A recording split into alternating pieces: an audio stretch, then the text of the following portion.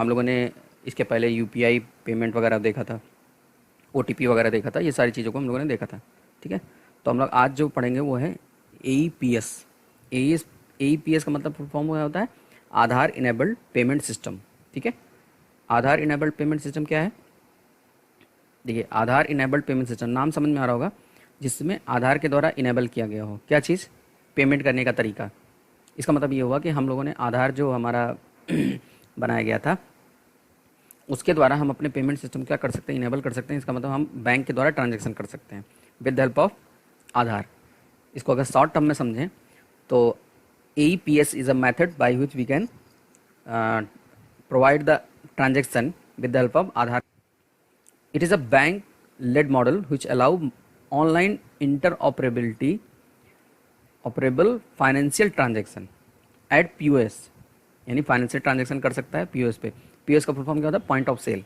Point of sale मतलब जहाँ पर कंपनी हो, जहाँ पर जैसे आप बैंक, मतलब जैसे आप किसी दुकान पर जाते हैं तो आप सामान खरीदते हैं, वहाँ पर पेमेंट करते हैं डायरेक्टली डेबिट कार्ड या क्रेडिट कार्ड का यूज़ करके। ठीक है, उसी को हम पॉइंट ऑफ सेल कहते हैं। माइक्रो ATM, माइक्रो ATM मतलब स्मॉल ATMs की बात करता है। ठीक है, एंड थ्रू द BC मतलब बिजनेस करेस्पॉन्डेंट। बिजनेस करेस्पॉन्डेंट कौन होते हैं? बिजनेस करेस्पॉन्डेंट वो लोग होते हैं जो बैंक के द्वारा बैंक की सर्विसेज को हमारे पास तक क्या करते हैं? पहुंचाते हैं। उन्हें बिजनेस करेस्पॉन्डेंट बोलते हैं। बैंक मित्र जो क्या करेंगे?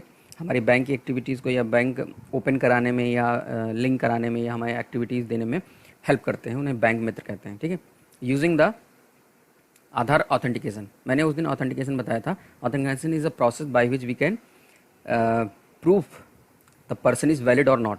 ठीक है, तो आधार इनेबल्ड होने का मतलब ये हो कि आधार के द्वारा ऑथेंटिकेशन करना। अब इससे फ़ायदा क्या होगा अगर ये करेगा तो क्या होगा? तो AEPS क्या करता है? बैंक होल्डर को एक फैसिलिटी देता है कि वो चाहे तो अपना बैंकिंग ट्रांजैक्शन जैसे कि कैश डिपॉजिट यानी जमा करना, कैश विदड्रॉ निकालना, इंटर बैंक और इंट्रा बैंक और इंटर बैंक फंड ट्रांसफ़र, मतलब एक बैंक में ही। इंट्रा बैंक का मतलब क्या होता है? एक बैंक से दूसरे बैंक।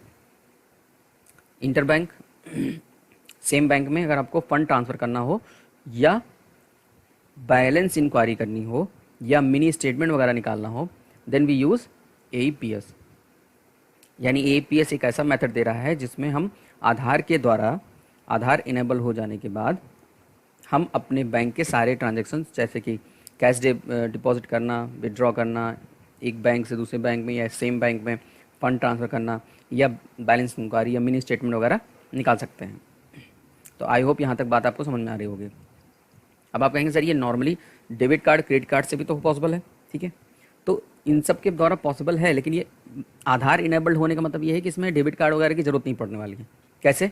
देखिए ज़रा, अगर हम इसके यूज़ की बात करें तो user can use perform the following task, जैसे कि अकाउंट बैलेंस चेक कर सकता है, आधार टू आधार फंड ट्रांसफ़र कर सकता है, यानी एक आधार से दूसरे आधार पे सीधे फंड ट्रांसफ़र कर सकता है अगर दोनों का आधार क्या है? किसी बैंक से लिंक होना चाहिए।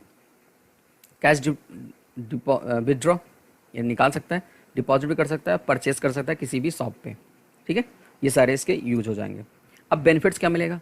कह रहा है कि बेनिफिट जो है to get money from the bank and it have the following merits, जैसे कि the account holder can do the financial non financial transaction through the banking correspondent, यानी फाइनेंशियल नॉन फाइनेंशियल परफॉर्म कर सकता है task.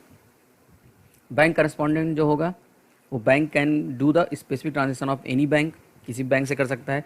You don't need to have the signature और debit card, ये मैंने अभी आपको समझाया था। सबसे मेन बेनिफिट ये है कि आपको डेबिट कार्ड वगैरह की ज़रूरत नहीं है, आप सीधे आधार कार्ड होगा आपके पास, उस आधार कार्ड के द्वारा आप अपना ट्रांजेक्शन कर सकते हैं, लेकिन वो इनेबल होना चाहिए। तो कह रहे हैं कि कैसे काम करेगा? क्योंकि यहाँ पर आपका फिंगरप्रिंट यूज़ होता है, इसलिए क्या होगा? सिक्योर भी होगा। कैसे? अगर आप फिंगरप्रिंट का यूज़ कर रहे हैं तो आपके फिंगरप्रिंट को कोई चेंज नहीं कर पाएगा, इसलिए कैसा होगा? सिक्योर होगा। Banking correspondent can reach to the distant rural places, यानी ऐसी जगह पहुंच सकता है। बैंकिंग करस्पॉन्डेंट, मैंने कहा ना, बैंकिंग करस्पॉन्डेंट वो लोग होते हैं जो लोग हमारे बैंकिंग की सुविधा हमें कहीं भी रह करके पहुंचाते हैं। तो ये रूरल प्लेसेस में भी पहुंच सकते हैं। ठीक है, micro POS point of sale पे भी ये फैसिलिटी हमें दे सकते हैं। तो ये सारे बेनिफिट मिलेंगे AEPS के। तो सिक्योर है सबसे पहली बात, डेबिट कार्ड की ज़रूरत नहीं है। ठीक है, बस आपका बैंक आधार इनेबल्ड होना ज़रूरी है। ठीक है। चलिए नेक्स्ट आता है कि इसका स्टेप्स कैसे होगा, यानी कैसे हम जो है इसको अलाउ करेंगे। ठीक है, तो एक तरीका क्या है कि आप सीधे किसी बैंक एटीएम में पहुंच जाइए, आप किसी एटीएम नियरेस्ट जो एटीएम हो वहाँ जाइए, या बैंकिंग करस्पॉन्डेंट के पास जाइए, अपना बैंक नेम प्रोवाइड करिए और अपना आधार कार्ड नंबर प्रोवाइड करिए। ठीक है, जब ये दोनों आप प्रोवाइड कर देंगे तो कहेगा कि कौन कौन से ट्रांजेक्शन आप कर सकते हैं, ये आपको यहाँ पर चूज़ करना है। ट्रांजेक्शन का मतलब क्या हुआ कि आपको डेबिट करना है, क्रेडिट करना है, लिमिट क्या होगी, ठीक है, बैलेंस इंक्वायरी करना है कि नहीं करना है, मिनी स्टेटमेंट है कि नहीं है, देख सकते हैं कि नहीं देख सकते, ये सारी फैसिलिटीज़ आप यहाँ पर ट्रांजेक्शन में डिसाइड करेंगे। और जब ये सब कुछ हो जाएगा, on success transaction you will get a print slip, provide the fingerprint on the scanner, यानी प्रिंट फिंगरप्रिंट आपको मतलब दे करके आप क्या कर सकते हैं, आपको स्लिप जनरेट कर लेंगे। और ये चौथा पाँचवें पॉइंट पे क्या होगा कि आप अपना स्कैनर का यूज़ करके आप अपना फिंगरप्रिंट दीजिए, जिससे आपका वेरिफिकेशन हो जाए कि आपका जो आधार कार्ड आपने दिया है वो वैलिड आधार कार्ड है। ठीक है, तो ये हो जाएंगे स्टेप्स फॉर APS ट्रांजेक्शन। कैसे करना है ये आपको मैंने समझा दिया। अब इसके फीचर्स क्या होंगे और बेनिफिट्स क्या होंगे। ईजी टू यूज़ है, आसानी से यूज़ कर सकते हैं। क्यों? क्योंकि आपको बस अपना थंब इम्प्रेशन लगाना है, वेरीफाई करना है, बस आपका आधार इनेबल होना चाहिए, बैंक में लगा होना चाहिए, तो आप यहाँ पर थंब इम्प्रेशन लगा कर काम कर सकते हैं। सेफ़ एंड सिक्योर, ये भी समझ गए कि फिंगरप्रिंट होगा तो आप इसको कोई भी फोर्जरी नहीं कर सकता, यानी चेंज नहीं कर सकता। इंटरऑपरेबल अक्रॉस वेरियस बैंक, किसी भी बैंक में क्या कर सकता है, यूज हो सकता है। दूसरा, इनकरेज फाइनेंशियल इंक्लूजन, यानी जो लोग बैंकिंग वगैरह से दूर हैं उनको क्या करेगा, फैसिलिटी देगा कि वो लोग भी क्या करें, इसमें जुड़ सके।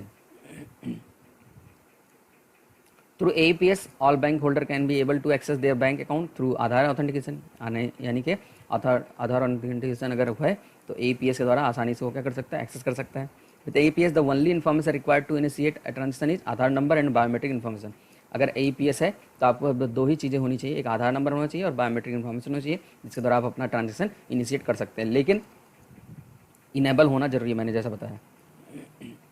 अब जितनी भी फैसिलिटीज़ हैं, जो गवर्नमेंट की फैसिलिटीज़ हैं, जैसे कि पेंशन स्कीम है, मनरेगा है, ठीक है, हैंडीकैप्ड ओल्ड एज पेंशन है, ये सारी सेंट्रल गवर्नमेंट बॉडीज़ की जो भी स्कीम्स भी होंगी वो भी आसानी से क्या कर सकते हैं, आप एक्सेस कर सकते हैं with help of Aadhaar enabled payment system के द्वारा। क्लियर? तो ये हो रहे हैं बेनिफिट्स और फीचर्स। अब आते हैं हाउ APS वर्क, कैसे काम करता है। तो APS machine work like a point of sale, जहाँ से भी काम करेगा। Instead of debit card, credit card pin, the merchant will have queue in the customers Aadhaar number and authenticate the transaction using the customer biometric data. ध्यान रखने वाली बात क्या है कि APS काम कैसे करता है, कह रहा है कि APS मशीन जो होगी वो पॉइंट ऑफ सेल की तरह काम करती है। ठीक है, और यहाँ पर कोई भी डेबिट कार्ड, क्रेडिट कार्ड की जरूरत नहीं है, पिन नंबर की जरूरत नहीं है, बस क्या होना चाहिए, कस्टमर का आधार नंबर होना चाहिए ऑथेंटिकेट करने के लिए, किसी भी ट्रांजेक्शन को अचीव करने के लिए, और बायोमेट्रिक डेटा होना चाहिए।